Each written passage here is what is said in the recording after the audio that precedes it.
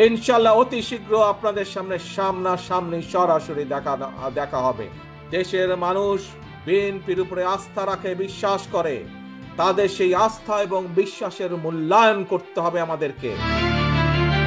আসন্ন জাতীয় নির্বাচনকে সামনে রেখে নানা কৌশল সাজাচ্ছে বাংলাদেশ জাতীয়তাবাদী দল বিএনপি। তাদের মূল লক্ষ্য যুগপৎ আন্দোলনের দল ও জোটদের এক কাতারে রাখা এবং নির্বাচনে একসঙ্গে অংশগ্রহণ করা।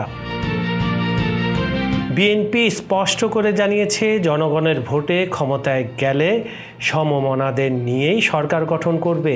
একই সঙ্গে আহ্বান জানিয়েছেন এখন থেকে নির্বাচনী প্রস্তুতি নিতে। দলের ভেতর দ্বন্দ্ব ও মতবিরোধ দূর করার পরামর্শও এসেছে। 31 দফা কর্মসূচি নিয়ে মাঠে নামার সিদ্ধান্ত চূড়ান্ত হয়েছে। গত 8ই আগস্ট গুলশানে প্রথম দফায় 24টি দলের সঙ্গে বৈঠক করেন বিএনপির ভারপ্রাপ্ত চেয়ারম্যান তারেক রহমান। 9 আগস্ট দ্বিতীয় দফায় 18টি দলের সঙ্গে আলাপ হয়। কিছু যৌথ, কিছু পৃথক বৈঠক। আলোচনায় আসে নির্বাচনের ষড়যন্ত্র ও বাধা এবং সেগুলো মোকাবিলায় ঐক্যের প্রয়োজনীয়তা।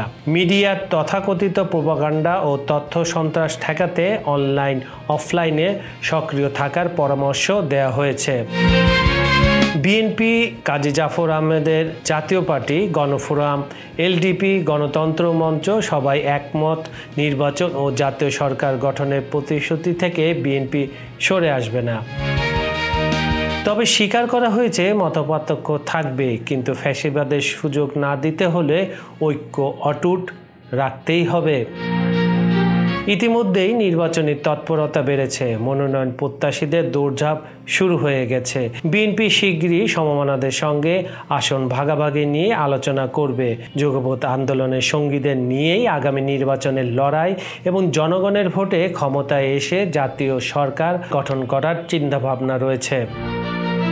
নির্বাচনের তফসিল ঘোষণার অপেক্ষায় বিএনপির ভারপ্রাপ্ত চেয়ারম্যান তারেক রহমান। দলীয় সূত্র জানিয়েছে, তফসিল ঘোষণার পরেই দেশে ফিরবেন তিনি।